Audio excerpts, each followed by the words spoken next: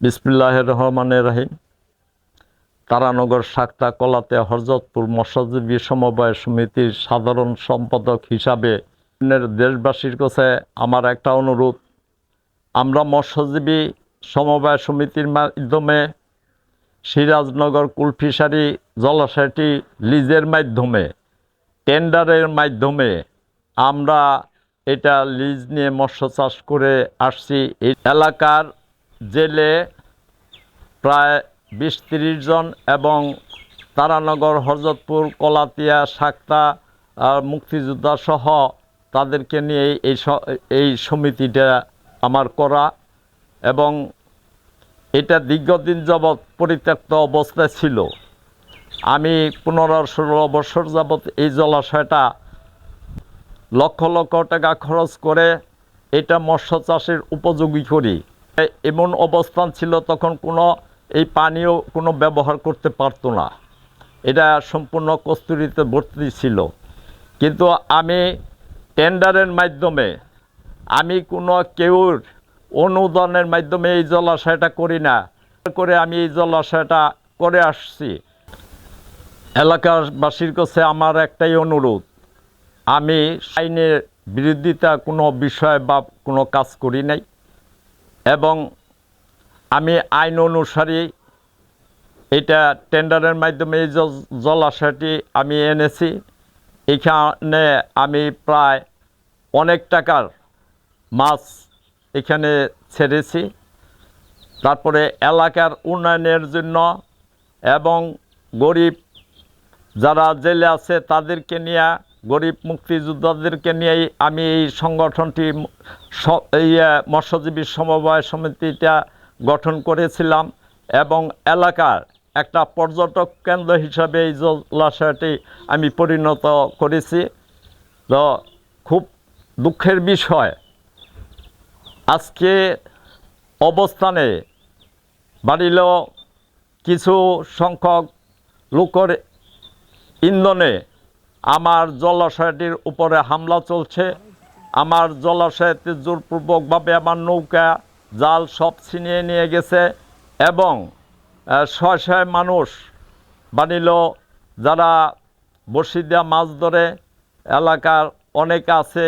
তো 2 দিন যাবৎ আমার জলাশয় পাহারাদার উঠিয়ে দিয়ে আমার জাল, নৌকা সব কিছু নিয়ে, কোষা নৌকা, বড় নৌকা সব কিছু নিয়ে জোরপূর্বকভাবে আমার লক্ষ লক্ষ টাকার মাছ ধরে নিয়ে যাইতেছে।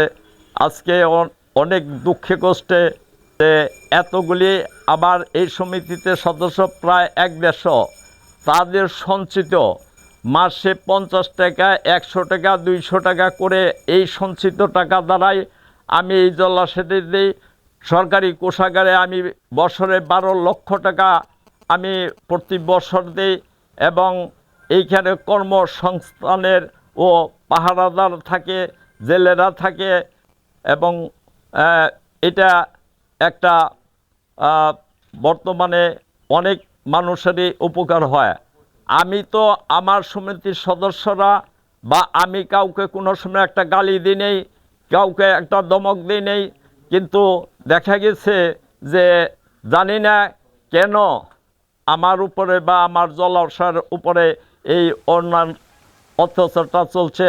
জলাশয়টি একটি রাষ্ট্রীয় সম্পদ, এবং কলাতিয়া, তারানগরে এটা একটা ঐতিহ্য, এটা বুড়িগঙ্গারই একটা অংশ। তা আমি এলাকার জনগণের কাছে আমার বিশ্বাস যে আমার কথাটা কতটুকু সত্য। আপনাদের উপরে, আমার উপর এই অন্যায় যারা করতেছে, আপনারাই এটার বিরুদ্ধে রুখে দাঁড়াবেন, এবং যাদের সন্তানরা মাছ ধরতেছেন তাদের সন্তানদেরকে মাছ ধরা থেকে বিরত করেন। এই রাষ্ট্রীয় সম্পদকে আপনারা রক্ষা করেন।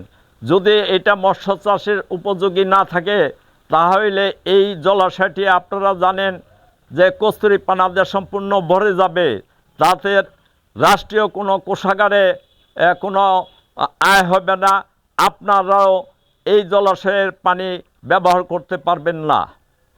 যাই হোক, আপনাদের কাছে অনুরোধ, আমি যদি ব্যক্তিগতভাবে কোনো অন্যায় করে থাকি তাহলে আমার বিচার করুন, কিন্তু এটা তো প্রায় 1 থেকে 200 জন সদস্য আছে আছে জেলে এবং দলমত নির্বিশেষে অনেকেই সদস্য এই জলাশয় বা এই মৎস্যজীবী সমবায় সমিতির।